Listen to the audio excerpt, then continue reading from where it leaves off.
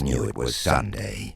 Before your eyes opened, before your feet hit the floor, before anyone said a word, it was in the air.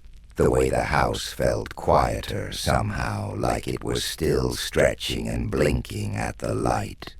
The way sunlight came through the window at a softer angle, a little more golden, a little more forgiving.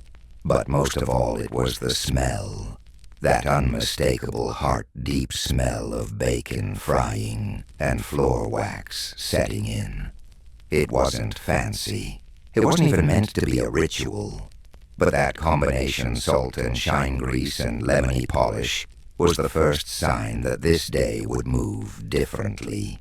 Slower, gentler. The smell of love wrapped in chores and breakfast in sizzle and sweep. In a house being made new for the week ahead. You'd lie in bed a few extra minutes just to breathe it in. That rich, meaty warmth floating in from the kitchen. That crisp, clean tang crawling up from the hallway tiles.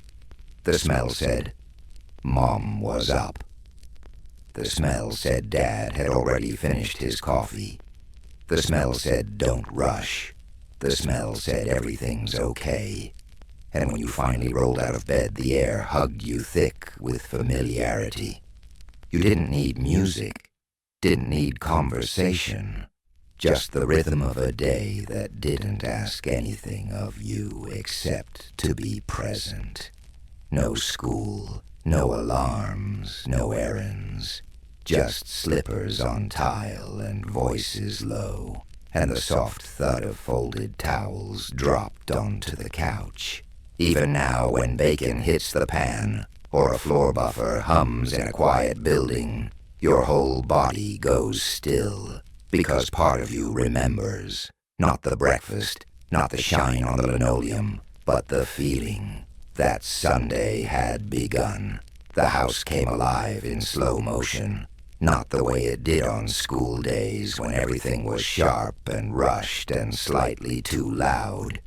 No Sunday had its own rhythm, a kind of gentle unfolding. The hallway creaked differently.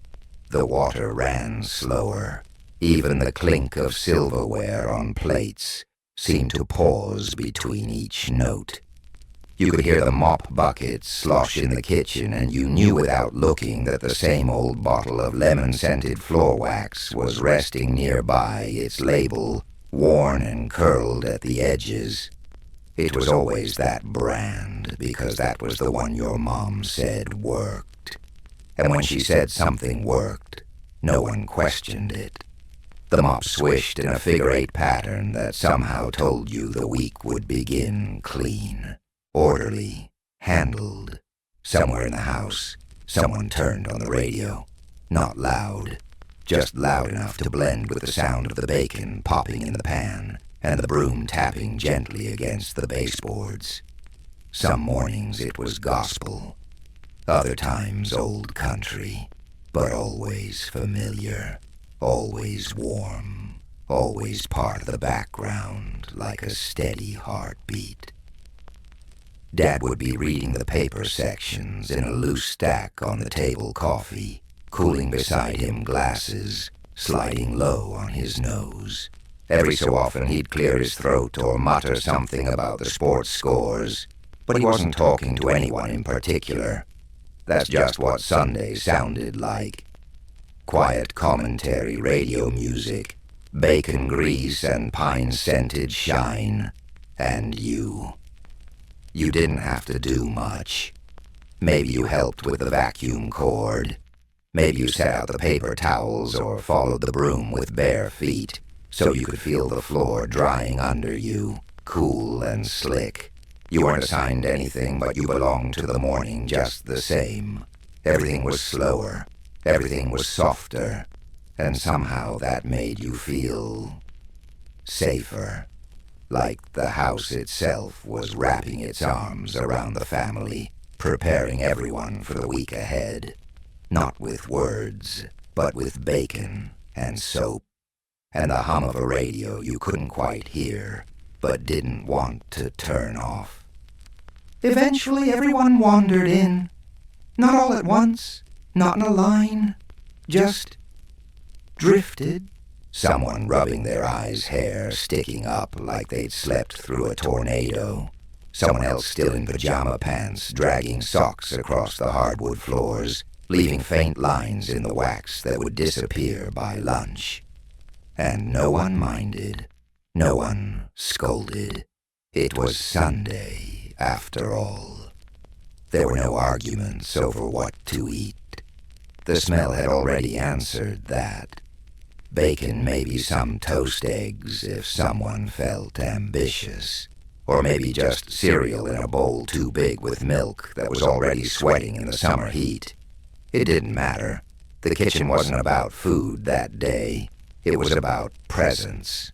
Mom moved like a quiet storm, efficient, focused humming as she scrubbed and wiped and polished. Her version of rest was movement. Her version of love was making sure you had a clean place to exist. And even if you didn't understand it back then, some part of you knew this was her way of holding the family. Dad folded the newspaper and flipped on the ceiling fan, then walked outside in slippers to sweep the front porch like he did every Sunday, even if there wasn't a leaf in sight. The porch had to be ready, too. Because people stopped by sometimes, and Sunday was the kind of day where a clean porch said, "We're doing all right." Sometimes a sibling would lay on the couch, arms behind their head, staring at the ceiling fan, and pretending they were somewhere else on a boat, maybe, or in a convertible wind through their hair, even though they hadn't brushed it yet. And the house just flowed around them. No yelling, no hurry up, no sharp corners in anyone's voice. Just a rhythm, a routine, a kind of quiet choreography between people who knew their roles without being told. You might have swept a little, dusted a lamp, then wandered out to the driveway with no shoes and no plans. Because Sunday wasn't about doing something. It was about being somewhere, and that place, right there, right then, was enough. You didn't notice how bright the house got on Sundays until you left it. Not the blinding kind of light, just soft and full. It came in through the windows in streaks and puddles, bouncing off clean floors and catching in the steam rising from the kitchen sink. Curtains swayed just slightly. Dust floated in slow motion, golden and unbothered. You'd think light would be silent, but somehow it made everything feel like it was humming. That's how you knew things were right. The light meant someone had opened a window. It meant the floors had just been mopped. It meant the bacon was long gone, but its memory lingered in the air. It meant the chores were almost finished, and soon the house would settle. Not into silence exactly, but into something calmer. Something settled, like a sigh that had taken all morning to exhale. You'd wander into a room and find the vacuum unplugged, the duster resting on a shelf, the radio still playing, but nobody listening. And that somehow made the moment feel full. You didn't have to do anything. The doing had already been done. All that was left was the existing, the basking. There might be a book left open on the arm of a chair, a mug with a tea bag still steeping, a pair of glasses folded neatly beside a crossword puzzle half finished. Little signs that someone had been here recently and would be back. That no one was gone, really, just resting somewhere else in the house. It was in those in-between minutes that Sunday revealed itself the most. Not during the sweeping, not during the frying, but just after, when everything smelled faintly of lemon and bacon, and you realized no one had spoken for 10 minutes. And still, somehow the house felt full. That quiet didn't feel empty. It felt earned. And the older you got, the more you realized peace doesn't always come wrapped in silence. Sometimes it smells like bacon and floor wax, and it feels like home. By late morning, the house had that special kind of hush. Not the silence of absence, but the silence of satisfaction. The floors were dry. The counters were clear. The bacon smell had mellowed into something warmer, deeper, like it had been baked into the walls. The last of the coffee had been poured. And there it was, that part of Sunday, where no one needed to move anymore. You'd find someone sitting at the kitchen table reading slowly, the kind of reading where they traced a finger under the lines. Someone else would be laying on the couch with a damp towel still on their head, eyes half closed but not quite asleep. A sibling might be flipping channels on the TV, not really watching, just letting the sound fill the corners. And you might have been barefoot in the hallway, running your toes across the smooth floor you weren't allowed to scuff, or leaning against the doorframe watching the world do nothing for a while. Time moved differently on Sunday. Minutes didn't tick. They stretched. A 5-minute sit-down turned into an hour. A casual nap turned into waking up at sunset. But no one complained. No one said we should be doing something, because doing nothing was the point. And everyone had their own version of it. Your dad might step outside with the newspaper and a lawn chair. Your mom might thumb through the church bulletin circling a few things, even if she never planned to go. Someone might put on socks just to shuffle around in them. Not going anywhere, just existing, just moving enough to remind the house they were still part of it. It was like the house itself breathed with you, worked with you, rested with you, especially on Sunday. Especially when everything smelled clean and the fridge was full and no one had anywhere to be. By mid-afternoon, the lights started to shift. Not in a hurry, not all at once, but you could feel it. The golden stretch of morning gave way to a softer kind of glow, the kind that landed on hardwood floors like a blanket and made you think twice about getting up. The house didn't buzz anymore. It exhaled. You might hear someone still rustling in the laundry room, folding the last load, with corners lined up just right. You might smell a roast in the oven, or hear the hum of the dishwasher if lunch had been something more than usual. But mostly, things got still. The fan spun slower. The voices dropped lower. And every sound felt farther away. It was the kind of quiet that didn't need explanation. Just presence.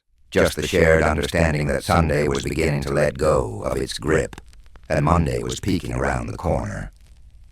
You might not have had homework. You might not have had work, but your body still knew. The day was winding down. The hours left were fewer now. And so you lingered. You didn't rush through your snack. You didn't flip the channel so fast. You let things hang. Let your thoughts drift. Let the room hold you a little longer. Maybe you stepped outside onto the back steps just to feel the air change. The heat that once bounced off the pavement now hovered soft and warm, like bath water. The neighbors weren't mowing anymore. The bikes were leaning still against fences. Even the birds seemed quieter, like they were watching too. That's when it hit you, that familiar Sunday ache.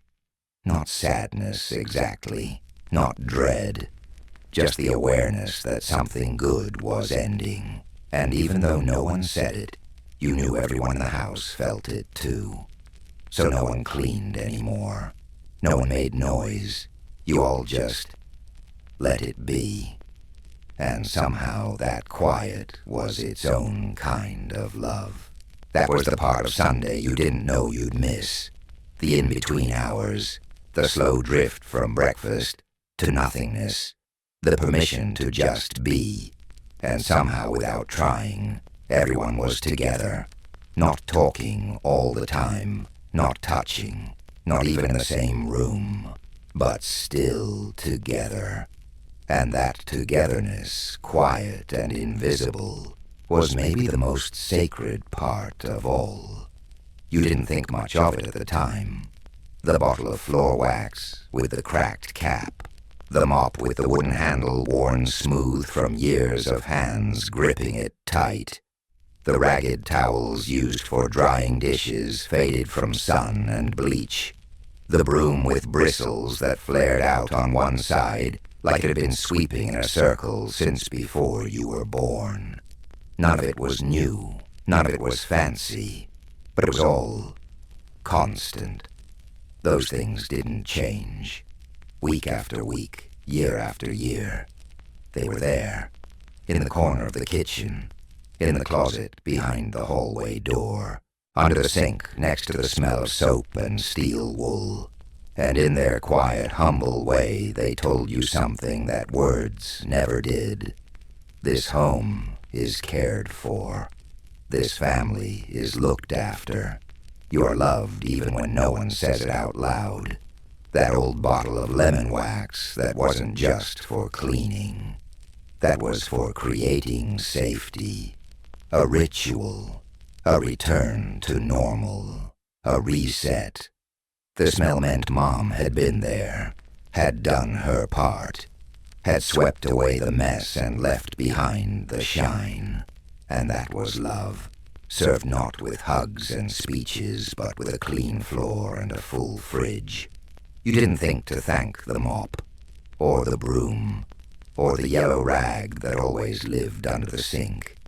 But looking back, you remember the way those tools were held. The care in the motions, the way they were rinsed and wrung and put away like they mattered. Because they did. They were part of the choreography, part of the love language, the quiet army of objects that helped raise you without ever asking for praise. And now, if you ever catch that same lemony smell, maybe in a hallway or a stranger's home, you stop. Just for a second, because your body remembers what your mind forgot. Sunday didn't just smell like bacon and wax. It smelled like someone cared enough to make things better without ever needing to be seen doing it. Dinner was quieter on Sundays, not solemn, not sad, just slower, like everyone was trying to savor more than just the food. You might have had a roast, or leftovers, or breakfast again, because why not? But it wasn't about what was on the plate. It was about being there in that moment around that table before the week pulled you all in different directions again. The TV stayed off. The newspaper was folded. The mop was back in the closet. Everything had a place again. Everyone had found their seat. There might be a breeze through the window carrying the last of the day's light and a faint smell of fresh grass. You'd hear the neighbor's sprinkler start up, or maybe the low hum of someone's radio playing something old, something familiar. You didn't talk about the week ahead. No one listed their to-dos. The quiet wasn't forced, it was earned. And in that stillness, you learned how to sit with people you loved without needing to fill the air. You passed the salt. You passed a glance. You passed time. And no one rushed to clear the table when you were done. Sometimes Dad would linger, one hand resting on the table, the other still wrapped around a warm coffee mug. Mom might collect the plates, but slowly, like she knew this was the soft part of the day, the part that needed to stretch. You and your siblings might drift to the living room or sit at the table long after dessert, poking at the crumbs just to have a reason to stay. No one said it, but you all knew. The day was ending. The comfort was fading bit by bit. The bacon smell was gone. The floor no longer shone quite as bright. And soon it would be Monday. But not yet. Not while you were still sitting here. Not while the chairs were still warm. Not while the last thread of sunlight clung to the edge of the tablecloth. And so you stayed a little longer. Because Sunday wasn't over. And neither was the feeling that somehow everything was still okay. By the time evening settled in, the house felt softer somehow. Like it had taken a deep breath and was finally letting it out. The windows were mostly closed now, but you could still hear the faint sound of crickets if you listened closely. A car door thudded down the street. Someone's screen door creaked. But inside, everything was hushed. The last light of the day stretched long across the hallway floors, golden and tired. The smell of bacon was long gone, now replaced by something more neutral, soap maybe, or laundry still warm in the dryer. You might catch a whiff of aftershave from Dad, or the faintest trace of Mom's lotion as she moved past your room. Voices got quieter, footsteps softer. Even the dog, if there was one, had curled into a corner, like he knew tomorrow would ask more of everyone. The house wasn't asleep yet, but it was ready. You might be brushing your teeth, or setting out clothes for Monday, or just lying on your bed, staring at the ceiling fan as it turned in slow circles, not quite ready to close your eyes.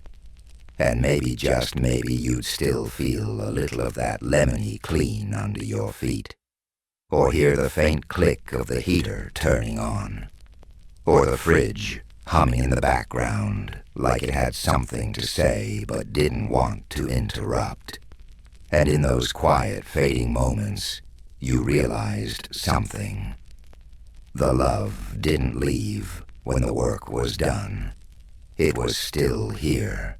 In the floors, in the towels, in the smell of a house that had been lived in well that day. No one said I love you after dinner. They didn't need to. They had already said it. With bacon, with clean floors, with being there. And you heard it clear as any lullaby beneath the hush of Sunday night. By bedtime, the house barely made a sound. Just the familiar creaks of settling wood, the soft click of a light switch, the occasional whisper between rooms quiet enough to be ignored, but present enough to feel close. The kind of silence you only get in a home where everything has been done, where nothing is left undone, and no one is rushing anymore. Your bed smelled like laundry. Your pillow was cool from the breeze that had snuck in through the window before someone remembered to close it. The hallway light was left on dim, casting long shadows against the doorframe. You weren't afraid of them.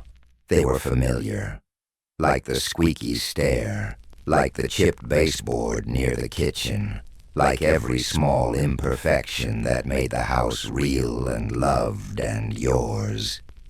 The wax on the floors was dry now, but if you ran your fingers across it, you could still feel the smoothness, still sense the effort someone had made, not for show, not for guests, but for you. And somehow that made it easier to fall asleep. You didn't think about the week ahead, not yet. That could wait. Right now the house was holding you. The day had wrapped itself around your shoulders like a favorite old blanket, a little worn, a little warm, and exactly what you needed. Sunday had come and gone. The bacon had been eaten. The chores had been done. The light had faded. But the feeling stayed. And even now, all these years later, when you catch a trace of lemon polish in a hallway, or hear bacon sizzling in someone else's kitchen, or feel the quiet hush of a day that asks nothing of you, that feeling comes back, and you remember. Sunday didn't need to be perfect. It just needed to be yours. Now the house is still, not empty, just resting, just like it did back then when Sundays knew how to end without a fuss. Close your eyes and you can still feel the floor beneath bare feet. Still hear the faint hum of the fridge, the soft breath of someone down the hall. Still smell that strange, perfect mix of bacon and wax love and labor wrapped into one. Let that memory hold you now. Not the memory of tasks, or meals or furniture polished until it gleamed, but the memory of being cared for in ways so quiet you almost missed them. Almost. Let yourself slow. Let the week wait. Let the rhythm of an old Sunday bring you back to the version of you that felt safe, that felt seen, that felt enough. The light has gone out in the hallway now. The mop is back in its place, and the kitchen is clean. But you're not done remembering. So sleep softly tonight, with the scent of Sundays still in your lungs, and the sound of a house loving you one quiet breath at a time.